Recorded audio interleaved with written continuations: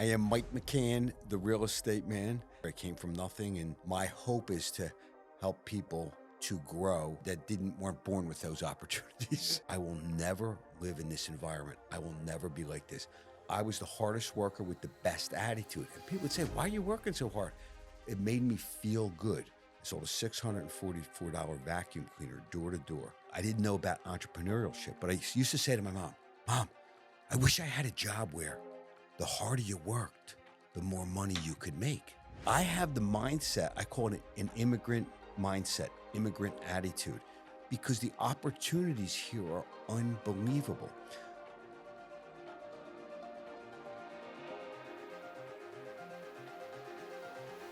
Welcome, everyone, to the Phuckit podcast, where we are looking to show people if you can change your mind, you can change your life. I'm your host, Frank McGovern, and today I have a special guest, Mike McCann. He is a very, successful local real estate agent in Philadelphia, one of the biggest in the city, and, a bigger agent nationally. Mike, I greatly appreciate your time and you joining me today. Please tell our audience a little bit about yourself. Hey, thanks a lot, Frank. I am honored to be here. I appreciate it. I am Mike McCann, the real estate man. 37 years in the business. And with Keller Williams, I sell in Center Cities, surrounding neighborhoods. And then recently we expanded out to the main line. So now, and down the shore. So now we're all over the place. So I'm honored to be here, and I love helping people. As you know, a little bit of my story, I came from nothing. And my hope is to help people to grow that weren't born with those opportunities. Yeah. And that's honestly a lot of what I want to do with the podcast, right? Like, a lot of people don't realize that people that have had success in life, it's not like they were born that way or they came out of the womb that way. A lot of people that have success have had lots of trials and tribulations, to get to that success. And the difference between the people that kind of can get ahead in life and they don't is like they're able to overcome them things. It's not that, you or other successful people haven't been through some shit in life, but you just are able to kind of get through it and deal with it in other ways. Yeah. It's funny. I always say I'm not smarter and not stronger. I'm not better looking than anybody. The only thing that I have is the will to do whatever it takes to not stay in the environment and the economic hardship that I was in as a 8, 10, 12-year-old kid. Yeah. So. And that what you said to me is key right there. Whatever it takes, right? Like, people too often aren't willing to do whatever it takes. People say they want to make $1 million a year, but are you willing to do whatever it takes $1 million a year? You want a 6-pack. Are you willing to do what it takes to get a 6-pack? Or you want a great relationship. Are you willing to do what it takes to have a great relationship? Everyone wants the destination, but they're not willing to put the work in on the journey to get there. It really is. And the older you get, the more you realize it is mindset. Again, we didn't have any divorced parents, alcoholic father. We didn't have any food when I was 8, 10, 11, 12. And I just remember saying to myself, I will never live in this environment. I will never be like this. I am going to be a millionaire. I am never going to have the suffering of not being able to eat or live or anything like that. So it was a mindset. I didn't know how I would do it, but it was a mindset that I kept throughout my life. Thank God I found real estate at 27, because I didn't get great success until a few years after real estate. But since I was 8, 10 years old, I was hustling to find ways to provide income and work and always outworked everybody, but always kept an attitude, a positive attitude that it will change. That if I do the right thing, it will change. It will. And it was just a mindset. I remember I did a book report in 7th grade, and it was me being a millionaire. And the teacher's like, that's not a book report. What are you going to do? And I remember the class laughing at me, and it was just a joke. And I said that my whole life, and my friends would just laugh at me. I don't know, but I am not going to go, like, I am going to succeed. And that really meant to me just being able to provide for myself and my family, so we didn't have to deal with that stuff. But early on, I learned the benefits of hard work and reward that came with that. So that's set for my life. no matter what I did, I worked in the sewers out of high school. I didn't go to college. I worked in the sewers my first year out of high school. I was the hardest worker in the sewers with the most positive attitude. And we worked 9 a.m., 9 p.m. to 6 in the morning. In the winter, out carrying stuff, going down in sewers. It was crazy. I was the hardest worker with the best attitude. And people would say, "Why are you working so hard?" It made me feel good.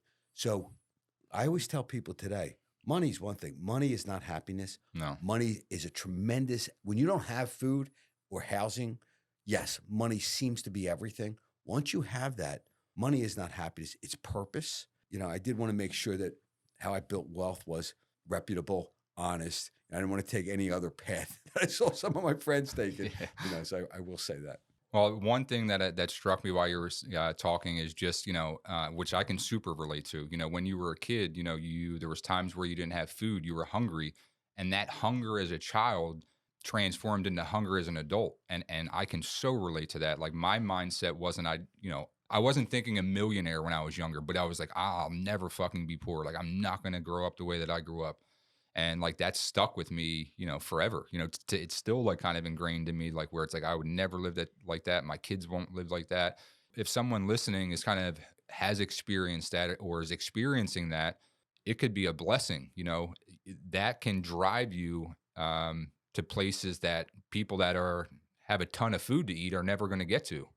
Yeah, it really is mindset, and when you're young, it sounds like, oh yeah, Hocus pocus. yeah, hocus pocus. Oh, it's easy for you to say you have it. Yeah. I always tell people, yeah, I'm Mike McCann, the real estate man, and top agent in Philly since like 1988, and you know what?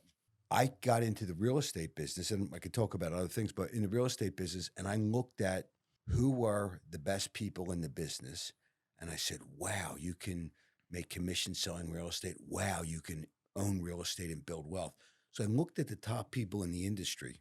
And from my second job out of high school, which was selling vacuums door to door, and I did that for 3.5 years, from 19 to 22, when interest rates were 21%, I sold a $644 vacuum cleaner door to door.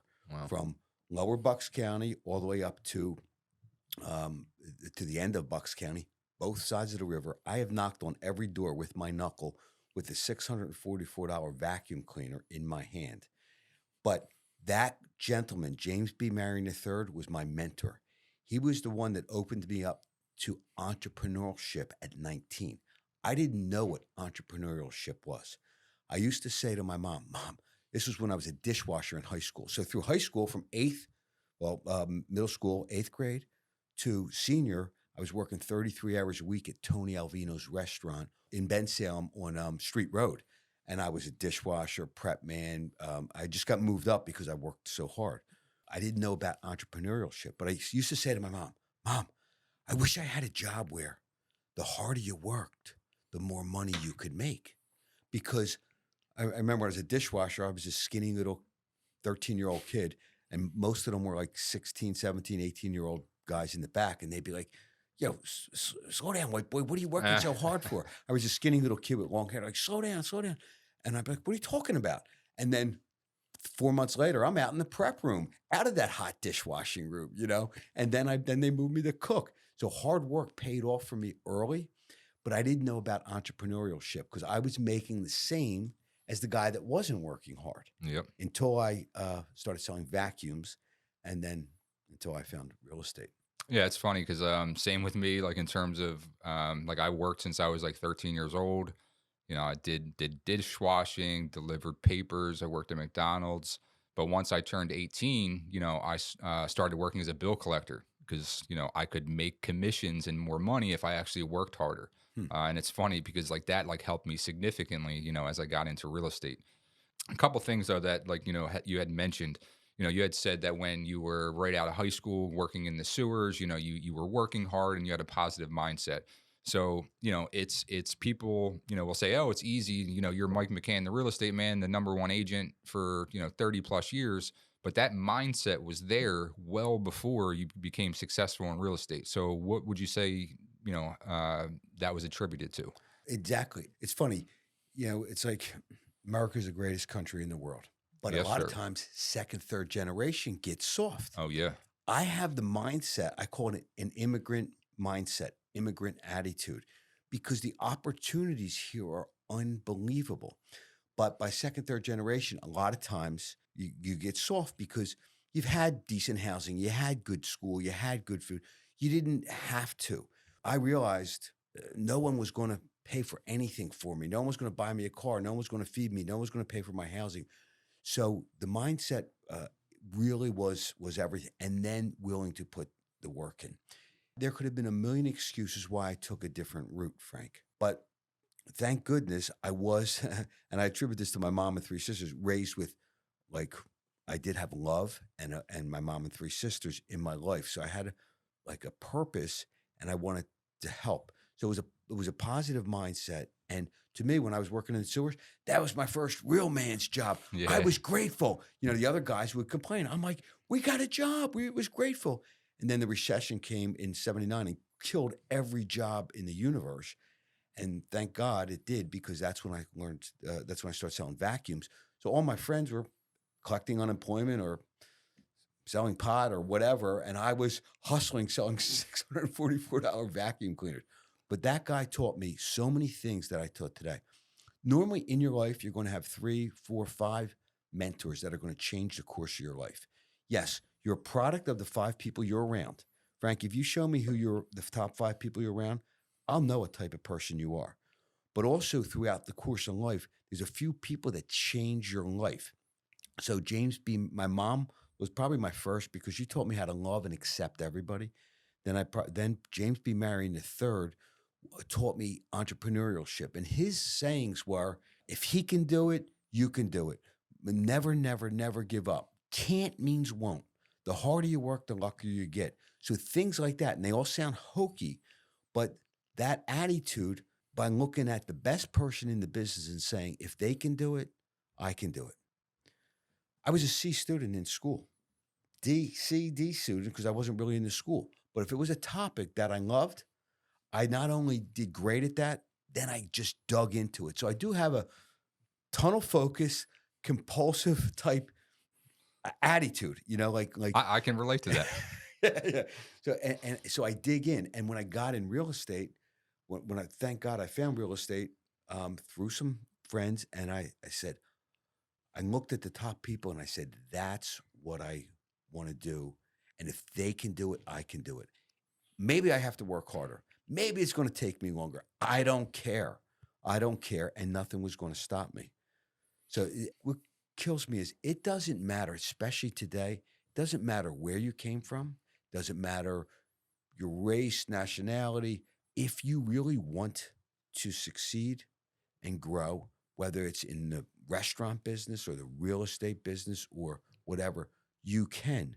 I've seen it so many times with people in my world. If you work hard, you can succeed big time. Yeah, and let's talk about that because that's like literally was one of the things I wrote down. But it seems like the two differentiators in life, from your perspective, are like the mindset and working hard. We touched on the mindset, but talk about just like hard work because I feel that just with the society that we're in right now, people have a negative mindset. They don't want to put in the work, and then it's like they wonder why they don't get what they quote unquote say that they want. But I'm in, very much in alignment with you, where to me, like I always say, desire times belief times action equals whatever the fuck you want. Like if you have a strong desire for something, you have the mindset and believe that you can accomplish it and you put in the work, you can accomplish anything. So just, talk about that, like about the working hard and the mindset. It's funny. So when we were growing up, the guy with the Cadillac, because he didn't have foreign cars, and the guy with the Cadillac, we looked at him and said, "That's what I want to be." Today, the guy with the Benz or Bentley. right is like, oh, blah blah blah. I think it's like 83% of multimillionaires made their wealth themselves. Hmm. Wasn't inherited down. But the mindset to me was everything. Then finding the right industry. You have to love what you do, Frank. I still work more than anybody because I love helping my clients and I love helping agents grow. So it's all about purpose for me. If you don't love what you do, I don't care how much money you make, you should bail. You should move on. I got burnt out from that, and my partner screwed me. So I ended up going back in the hotel business from 22 to 28, 27, 28. And I was in the hotel business. And so I'm at the Hilton Hotel. I was room service, 5:30 in the morning till 3. And then I saw that the coffee people weren't setting up the coffee breaks well with some union coffee people at this big Hilton. I said, I can do that. So I started doing the coffee breaks. Then I started doing lunches. So within a year and a half, I'm the second highest paid at the Hilton Hotel, hustling 3 jobs. And I had a great job, and I worked a lot. But when I decided to go in real estate, my mom said, Michael, why are you going to do that? You have a great job. And all my friends said, what, are you crazy? So people typically will, out of love, not support you taking a risk. And to me, Frank, when someone says to me, you can't do it, oh my goodness. Yeah, now it's a done deal. It's already done. Like you just said the wrong thing to me. Yeah. So I'll work longer and harder. But you do have And to. just one thing I want to touch on, like, you said that your mom, tried talking you out of that. What I like to say when people do stuff like that is like they're just in like, they're in putting their fears on you, right? Like Good our point. brain, wants to protect us, right? And if there's any potential pain that comes about, like, that causes like fear. So like when you're going after something that's super unfamiliar to the people around you, like they get scared because they're like, wow, I couldn't do that. So like, my son Mike's not going to be able to do it. But in reality, like it's not them, because I used to deal with a lot of that. And it's like, damn, man, that's fucked up that these people I've known for so long are judging me and saying that I can't do this stuff. But in reality, it was them just kind of projecting their fears like onto myself. Absolutely. And it's rampant. And again, it's not that they want to be mean. There's a segment that could be jealous of, but you're taking a risk that they wouldn't do. But most of them, it's funny. I was hanging at the playground. I'm 18 years old, and I'm start selling vacuums, and all my friends were laughing their ass off. It was the third week. I made $750 and won this big jukebox, and I come flying up the playground and showing them this, and then all of a sudden I was like their hero. Yeah. So if I listened to them, I would not have done that. I would have still been hanging on the wall at the playground. But so people do that, but out of love. But you have to find something that you want. You have to take that, no matter what that is, and if you love it, good things will happen if you push into it. I know it sounds hokey, but it's not a college degree. It's not all this great plan. It is, to me, I'm a doer. It's getting out and doing it. And also, I will tell you, one of the key things, I've been blessed to be a top realtor.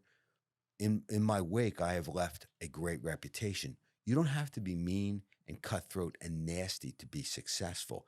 Actually, the more that you contribute, the more that you help people, the better your life will be, the better you'll enjoy their life will be. And I always went from my success has been contributing back into helping people be successful. And guess what? The person helping even gets more than the person they've helped. When I got in real estate, my role, I had 3 things, Frank. It was, I saw that it was everybody shared. You have a listing agent, a selling agent. I said, wow, if everybody shares, I want to have the best reputation within the industry, not just with my clients, but within the real estate community.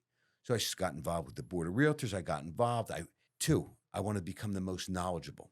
So I read every book. I went on seminars. I became the most knowledgeable so I could share that to help my clients and to help people. And the third thing I said was I want to work the hardest. I knew I was going to work the hardest. Today I say work the hardest / smartest, because technology is awesome, but it's still, our business is still a big time people business. But those are the 3 things: best reputation, work the hardest, smartest, and the most knowledgeable. I know more than any real estate attorney or anybody in real estate because I've been involved with thousands of transactions, so I can help a lot of people. So I don't live pompous. I have not changed. I am the same person when I grew up in friggin' Parkwood 45 years ago. I'm still the same Shout out to person. Parkwood, because me and Mike are actually both grew up in the same neighborhood in Northeast Philly. But if you weren't from Parkwood, nobody knows what that is. Anyway, far Northeast Philly. It wasn't even Northeast Philly. It was the edge. But I'm still the same person. but now I can help a lot more people.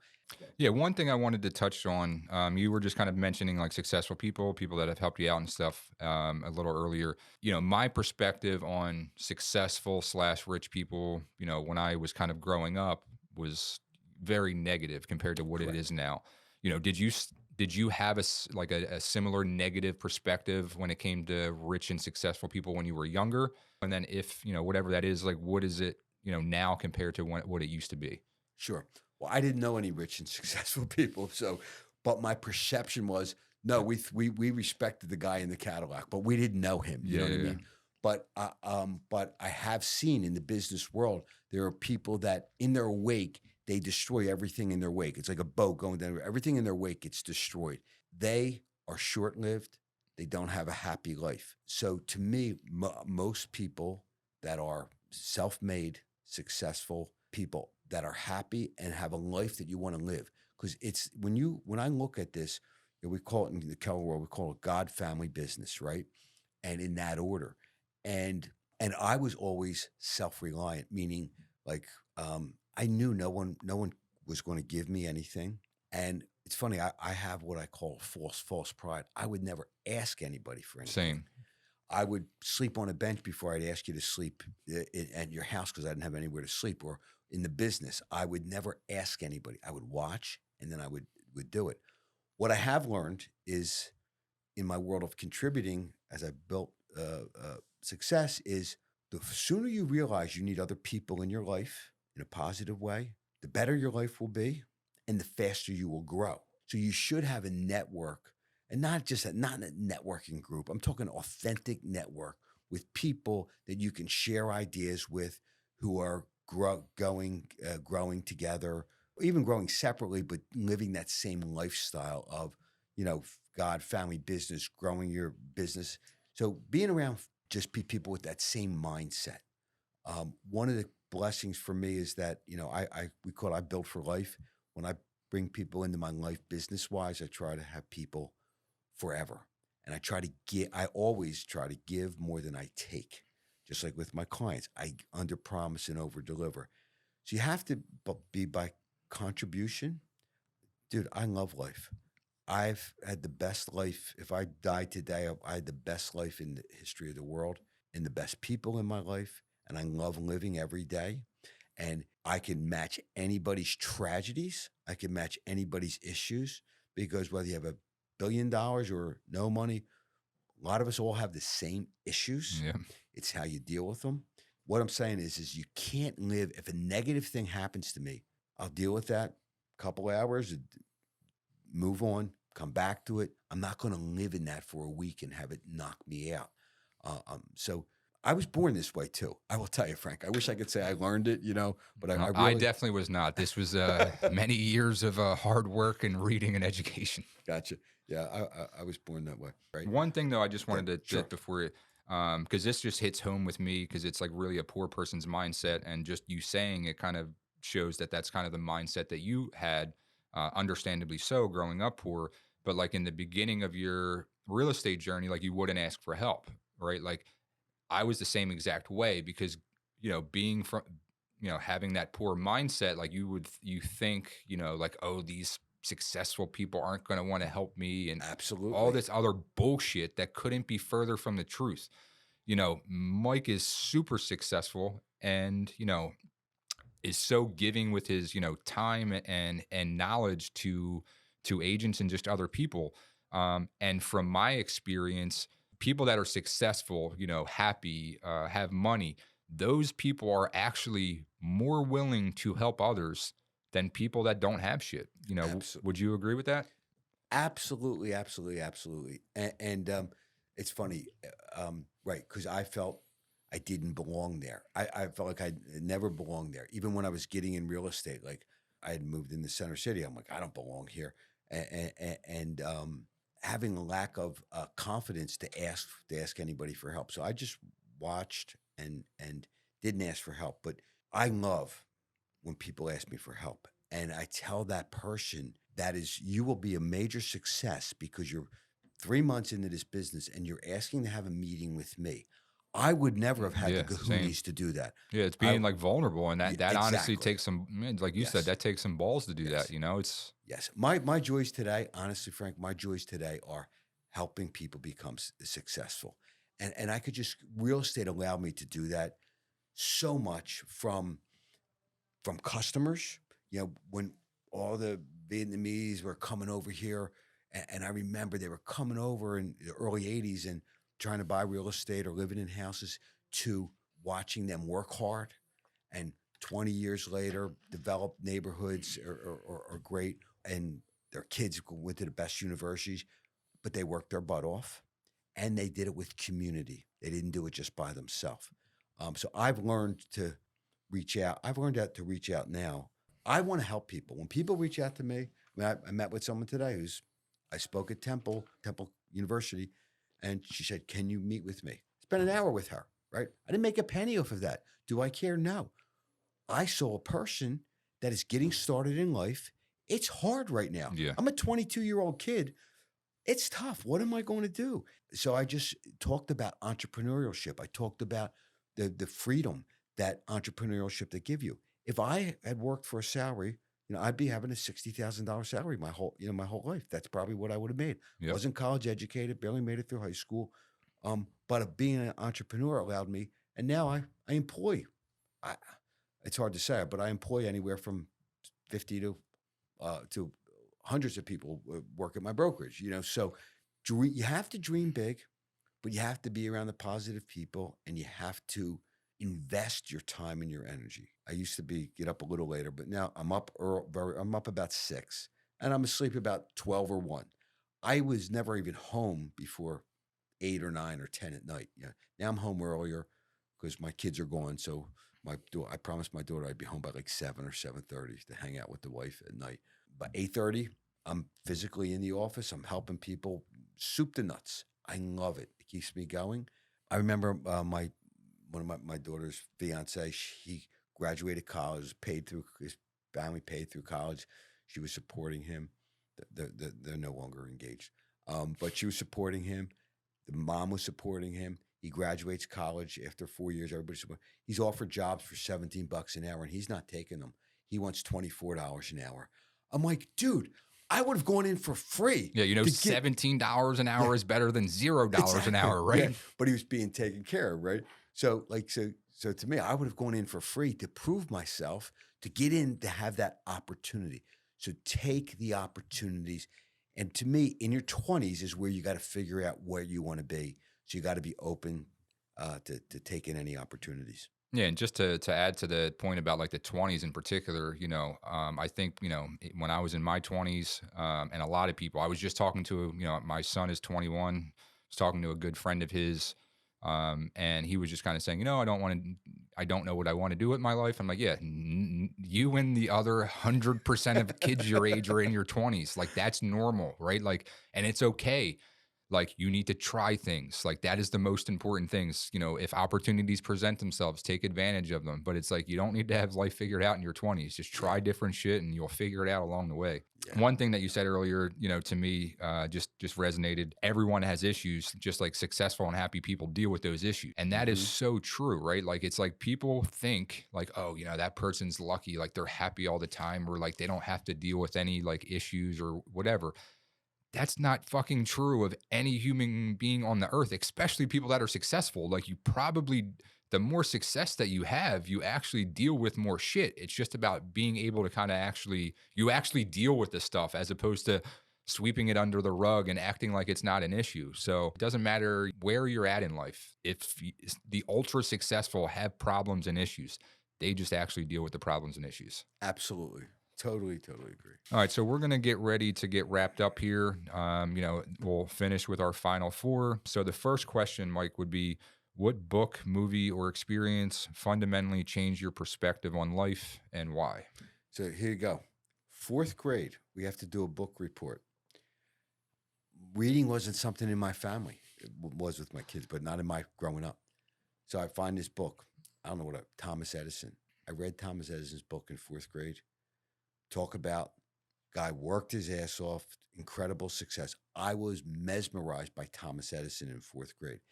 So that allowed me, the only books I read my whole life were different types of people's lives, successful people, but different types of people's lives. Or like Think and Grow Rich was Yeah, an yeah, yeah. incredible book for me. But Thomas Edison, that was probably the most impactful. But early on, I always read the If You Believe You Can Achieve books, and optimistic book, and people's stories. So Yeah. that's all I read. If you're big on autobiographies, Yeah. definitely. If you didn't already, check out Shoe Dog. Okay. Phil Knight, Nike founder. Okay. One of See that's all I read. I wouldn't love, so I'd love to read that. And it doesn't matter. I just my son had bought me the boxing champ here in Philly. Bernard Hopkins. No, I love Bernard Oh, Hopkins. Joe Frazier. Frazier's book. Yeah, Frazier's book, and that was great. So I love even Yeah. sports, a celebrity, but I will read that book. Yeah, that was a great one. And Jay-Z's autobiography was real good too. Okay. I'll grab you both of them. That's all that I read. I love that. That inspires me. And Yeah. most people came from nothing, and you listen to the challenges that they went through. And at 1 second, they could have said no, and their whole life would have been different than the success they had. Yeah, and it's like two mindsets when you see that stuff. Like, oh, they're lucky, they're different. Or if that motherfucker can do it, I can do it too. Exactly. And to me, it's like if you have the latter mindset, you can typically attain whatever you want in life. But it's like, that person's lucky, or then Look at Kobe Bryant. Look at Michael Jordan. Right. Look at their work ethics. You know what I mean? But they loved what they did. If you don't love what you do, you can't put 110,000% into it. Exactly. Question number 2: how do you define success? The success is, again, family first. If my family's not good, I'm not good. Many challenges throughout my family, over the years, my smaller and larger. To me, having a good family, having a great wife. I'm married 37 years. 37 in 1986. So Make sure you get that math right, Mike. No. So family, health. Without health, you have no wealth, and you got to have fun. Yeah. So as successful as I am a crazy MFer, Frank. I mean, I see you. I see you on that bike. Yeah, my motorcycle. I have a e-foil, flying surfboard, jet skis. So growing up in far northeast Philly, after my street was all Byberry State hospitals, so we always had dirt bikes, and so I'm a speedster. I had a 69 Torino GT when I was 16. Like a fixed up car. Yeah. I started saving for it when I was 14. Nice. But anyway, so it's family, very important. No, the most important. Health and well-being, and having fun, working hard, helping people. And the key success, this is what my mom taught me: love. Yep. I freaking love everybody. Now, Frank, if you damage one of my family members or myself, I am crazy dude, right? But I can, in school, I protected the kid that was getting beat up, yet I could hang with the craziest dudes. Yep. So I was born to find things in people that I like, and just like in real estate, I sell the blue collar all day long, love them. I sell the executive CEO, big time. I can find things I love in him. So I generally, thank goodness, I was born like loving people. But if they're dishonest or cutthroat, and then I just don't. Then you just got to cut them out. So relationships are really important. That's what it is. It's not, money is great. Money gives you the freedom to help people. Some of the best things I could do when I started to build wealth was to help my mom. I just bought her a bunch of teeth. Like a silly thing. But what, help my kid go to college, help other people, the contribution.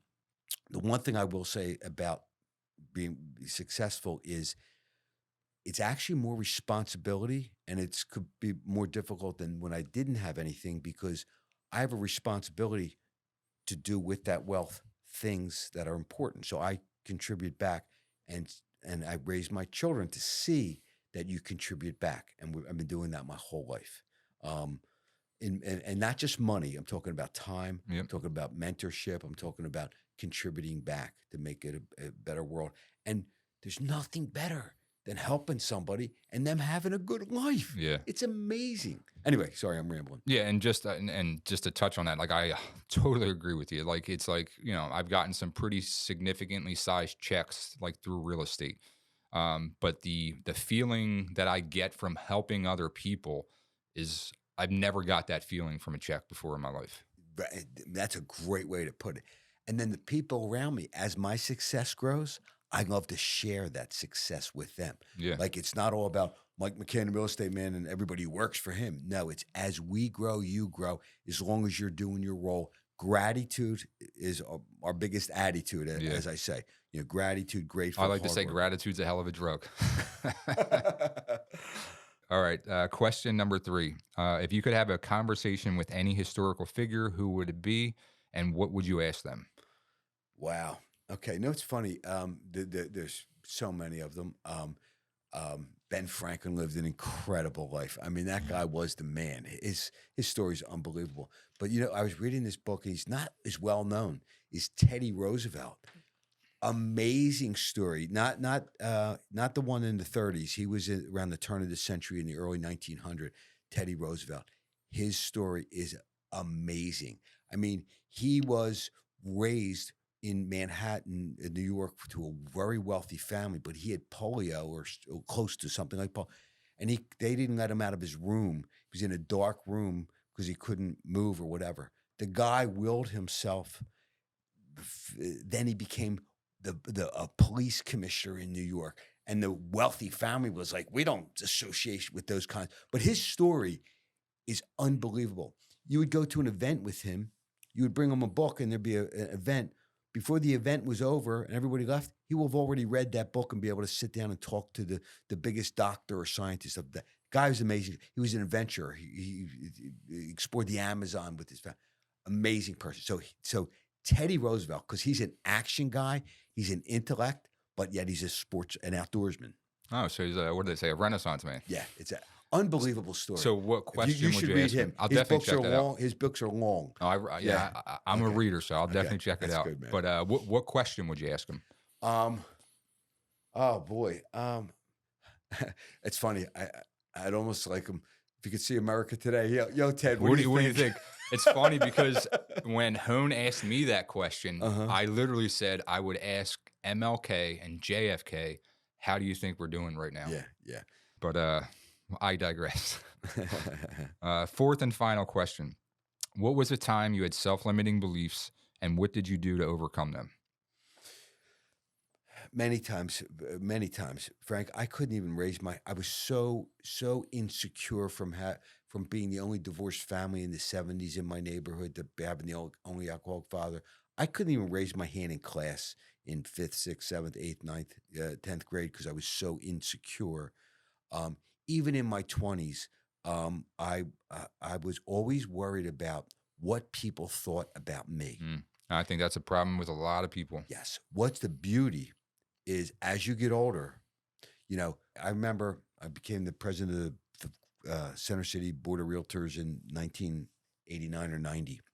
And I'm at the Rittenhouse, and I have to speak in front of 60 or 70 agents. I didn't grow up at the Rittenhouse. You know, I was sweating the friggin' night before. And this was me speaking. Yeah, I'm Mike McCann. I'm not really a good speaker. Yeah. Now I could be in front of 18,000 people and I'll be like, what kind of a day is it? I'll jump down. I'll do my one-handed push-ups. Like I could care less what people think. I had zero confidence. However, internally, Frank, that said, you're going to do it. You're going to do it. You're going to do it. Externally, I worried what people thought of me. Yeah. I was a people pleaser. I always wanted people happy. I didn't learn early on that people start to take advantage of you. So again, I call it happiness through strength. Yeah. You know, like I'm not a sucker, man. Yeah. But don't take the kindness for weakness. Yes. Again, I just always believed. I always believed, and then I overcompensated by working harder, by digging deeper, by going to the next level. Honestly, it is easy to succeed. And whether it's real estate or not, if I had nothing, I would. As long as if you have your health, you don't have your health, you're in trouble. Mental and physical health, right? But I would work my butt off as a dishwasher, and then I would save my pennies, and then I would move up within there, and then I would work on finding people, and then maybe opening up my own restaurant. And I see that all the time. So don't limit that. I'm going to always be a dishwasher. Yeah.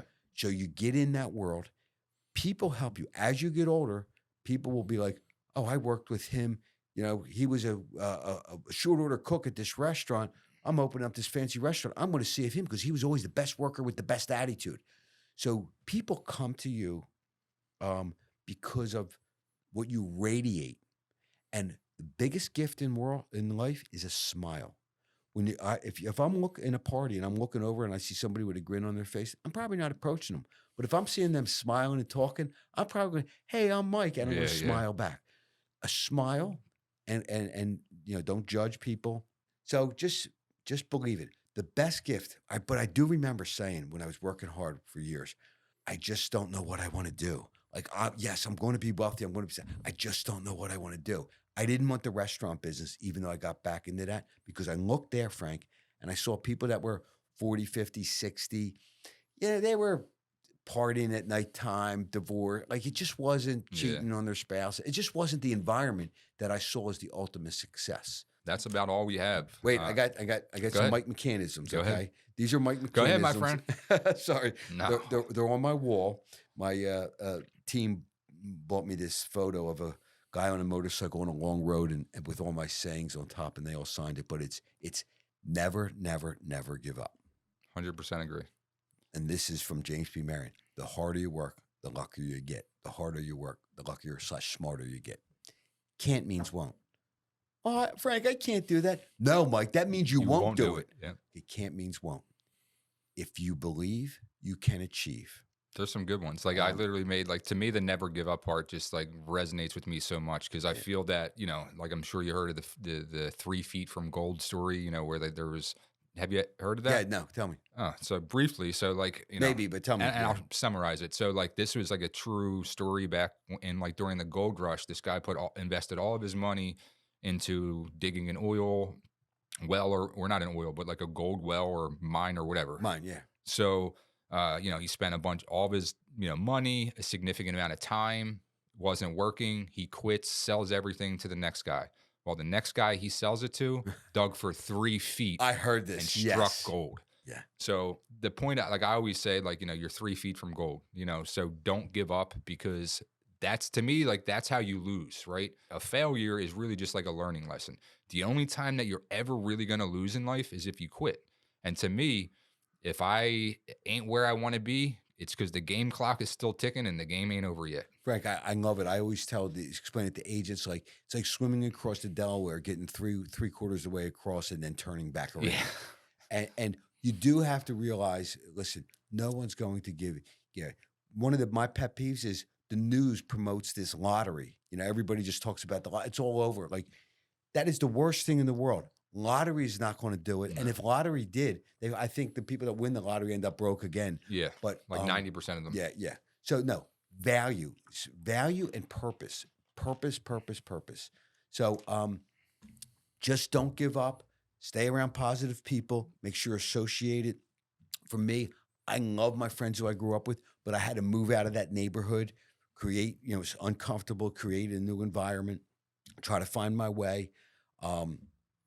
So I can't, you know what? If I could give my kids success, I would give it to them all. I'd take none and give it all to them. I can't. If you give people stuff, there's no value, there's no purpose, and they will not be happy.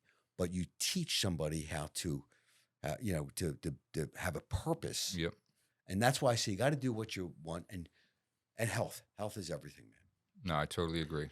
You're awesome, Frank, man. I appreciate you, man. Yeah, man, I you're looking sincerely... trim. I'm going to arm wrestle you when we're done here, man. This guy's looking buff, man. I set a goal 12 weeks ago to get a 6-pack, and I'm pretty confident I will have it within the next 30 to 60 days. And I'm not somebody that's getting back in shape. I've never been in shape my entire life.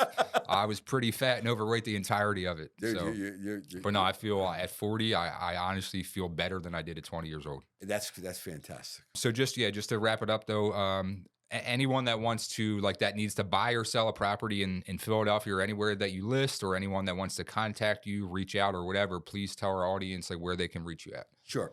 We only help people that want help. We are not salespeople. We help people. We don't need anyone's person to provide us for a living.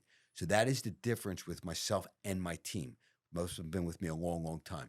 So it's McCann, McCann, at mccanteam.com or text 215-778-0901. And that is whether you're buying a first home, whether you're selling your first home, whether you want to buy single family investments where I've built a tremendous amount of wealth, whether you want to buy multi-units, whether you want to develop land. And now we're from the Jersey Shore out to deep in the suburbs. So anywhere we can help you. We only help people that want help. I just have to emphasize that. That means no tire kickers, people. Yeah, no. Meaning we're not going to sell them something if it's not best for them. Oh, gotcha. Oh, no. We work a lot of times. We'll consult with people, and they're not ready to buy for 6 months or a year or 2 years. No, I don't mean that. I meant like we're not going to just show you what's on the MLS and show you something. You go buy it. You're not trying to just sell them to sell them. You're trying to provide value and fill a need for them. That is correct, because I built dozens and dozens of people wealth, buying their first property, rehabbing it, selling it. Now they're doing 20 a year or 30 a year if you want to do that, or buy and hold. I love to hold real estate. That's for the investment part. Or if you're selling a luxury home, with the best luxury team, best marketing, all that stuff. Anyway, Mike McCann, the real estate man. Keller Williams, 215-778-0901. Website website is mccanteam.com. All right. Well, again, thanks a lot, Mike. I sincerely appreciate your time. I know that you're a busy man. I'm very grateful and appreciative for you, spending the time with me. And I'm sure that our listeners got a ton of value today. So I do thank you. Keep it up. All right. Thanks, Mike. Thanks, man.